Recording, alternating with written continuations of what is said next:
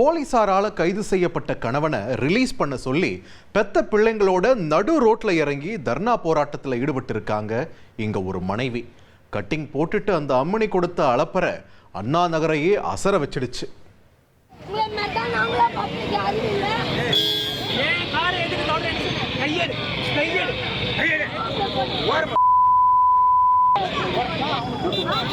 காது கொடுத்து கேட்க முடியாத வார்த்தைகளால் வாய்க்கு வந்தபடி வசைபாடி சாலையில் செல்லும் வாகனங்களை எட்டி உதைத்து அட்ராசிட்டியில் ஈடுபடும் இந்த லேடியை பார்த்து புரட்சி பெண்மணி என்று நினைத்து விட வேண்டாம்.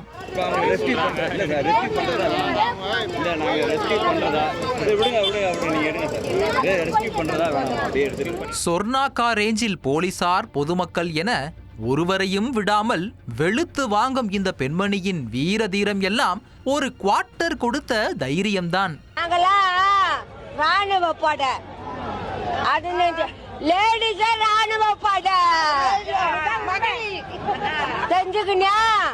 லேடி போலீஸ் வந்தாலும் சரி, ஹையர் ஆபீசர் வந்தாலும் சரி, என் புருஷனோடு தான் நான் வீட்டுக்கு போவேன் என விடாப்பிடியாக நின்ற இந்த கோலத்தை பார்த்து ஒரு கணம் யமனோடு போராடிய சத்தியவான் சாவித்திரி கதை நினைவுக்கு வந்தது. இந்த ராக்கூத்தின் பின்னணியை அறிய செய்தியாளர் சாலமனிடம் கேட்டபோதுதான் இந்த சரக்கு சத்யாவின் முழு சங்கதியும் வெட்ட வெளிச்சமானது.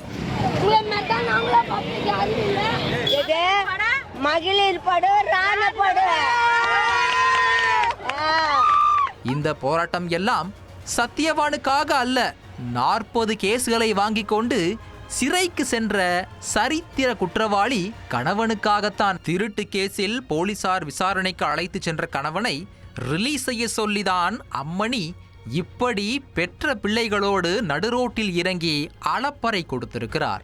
இந்த சவுண்டு பார்ட்டியின் பெயர் சத்யா என்பது வீடியோ பார்த்ததுமே தெரிந்திருக்கும். சென்னை டிபி சித்திரம் பாரதிபுரத்தில் உள்ள ஹவுசிங் போர்டு பகுதியைச் சேர்ந்தவர். இவரது கணவர் கணேஷ். இந்த தம்பதிக்கு 2 மகன்கள் உள்ளனர்.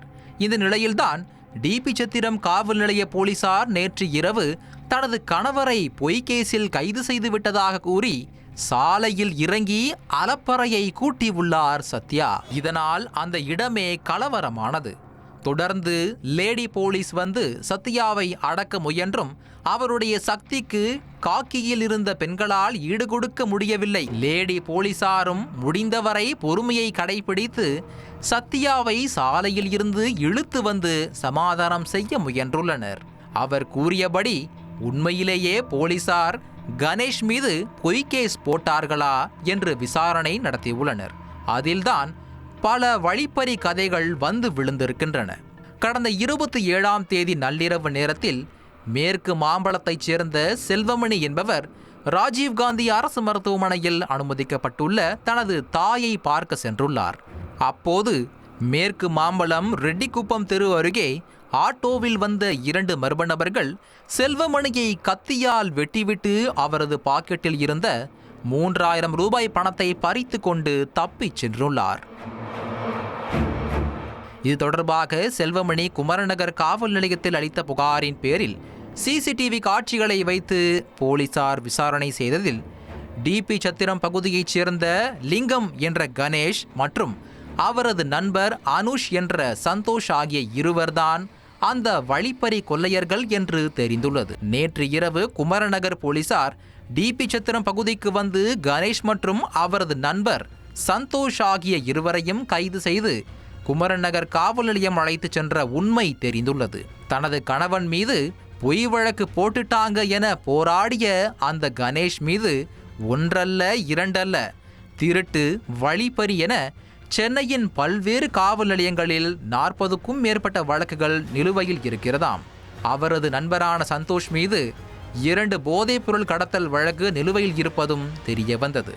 கணவன் சிறைக்கு அனுப்பப்படும் உண்மை தெரிந்தே நானும் ஒரு பப்ளிக் தான், யாரும் எனக்கு உதவ மாட்டீங்களா என சத்யா மதுபோதையில் பக்காவாக திரைக்கதை வசனம் எழுதி இப்படி ஒரு நாடகமாடியிருப்பதும் அம்பலமாகி உள்ளது. குழந்தைகளின் எதிர்காலம் கருதி போலீசார் சவுண்டு சத்யாவை எச்சரித்து அவரை சைலண்டாக அனுப்பியதாகவும் சொல்லப்படுகிறது. செய்திகளை உடனுக்குடன் தெரிந்து கொள்ள உடனே சப்ஸ்கிரைப் பண்ணுங்க.